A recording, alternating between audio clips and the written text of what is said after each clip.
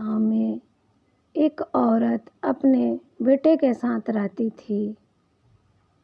उसका नाम राधिका था। उसका लड़का भी छोटा था। उसके पति की मृत्यु हो गई थी। वो सब्जी बेचने तोड़ने बेचने का काम करती थी, जिससे उसके घर का गुजारा चलता था। एक दिन की बात है, जब जितिया व्रत का समय आया तो हमारे तरफ यह नियम है कि जितिया व्रत करने से पहले एक दिन मड़ुआ का आटा का रोटी और नौनी का साग खाते हैं। वो औरत क्या की, पैसा कमाने के चक्कर में जिस दिन जितिया व्रत आया उस दिन सुबह उठ के ही चली गई अपना सब्जी तोड़ के बेचने, जिस कारण ना उस दिन कुछ बनाया ना खाया। जब लौट के आई तो बहुत लेट हो गया था।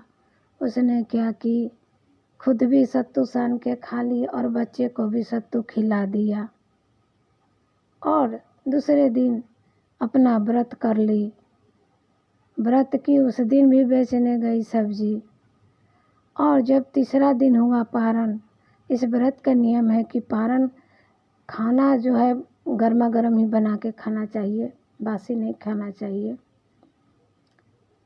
वो तीसरे दिन भी क्या की, उठ के और न पूजा पाठ की न कुछ बनाई खाई, फिर सब्जी तोड़ने चली गई और बेचने चली गई।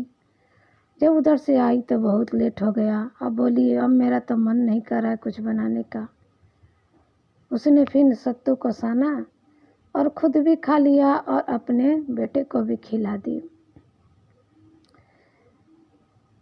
उसका लड़का तो अपना खा के चला गया खेलने। अभी वो खाना खा ही रही थी, तब तक कुछ लोग दौड़ते हुए आए और बोले कि तुम्हारा लड़का गिर के मर गया है।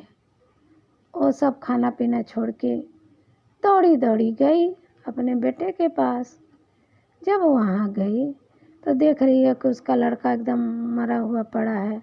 उठा रही है, जगा रही है तो उठ रहा है, तो मर गया है।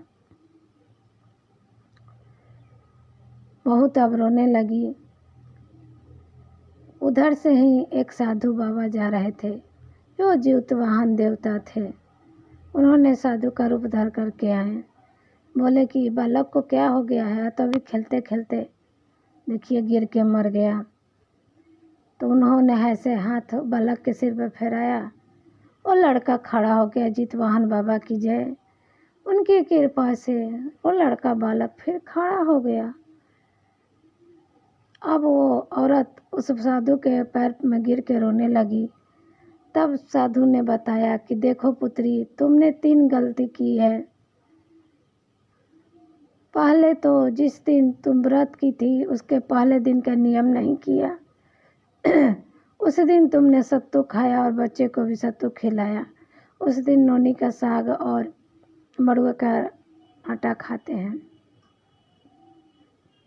दूसरे दिन भी तुम अपना बेचने खुचने चली गई, चलो कोई बात नहीं। तीसरा दिन हुआ तो तुमने भी उस दिन पारण नहीं किया। पारण का समय होता है, उस पर पारण नहीं किया, बेचने चली गई और वापिस आके तुमने फिर सत्तू खा लिया, जिस कारण तुम्हारे बच्चे को मृत्यु प्राप्त हो गई थी। अब उस औरत को गलती का एहसास हो गया। उसने बाबा के पैरों में गिर के माफ़ी मांगी और बोली कि आगे से मैं ऐसी गलती नहीं करूँगी, और अपने बच्चे को लेकर घर चली गई। कुछ सालों के बाद, मतलब अगले साल आया फिर जीतवाहन बाबा के देवता का व्रत। उसने बहुत ही श्रद्धापूर्वक श्रद्धा भाव से किया, जिससे उसके बच्चे की आयु लंबी हो गई। इसीलिए कहते हैं भाई बहन कि जो नियम है पूजा पाठ का वो उसे ज़रूर करें। व्रत के साथ खिलवाड़ नहीं करना चाहिए। जो विधि विधान पूर्वजों के ज़माने से चल रहा आ रहा है उसको ज़रूर करना चाहिए। हर हर जितिया महादेव की।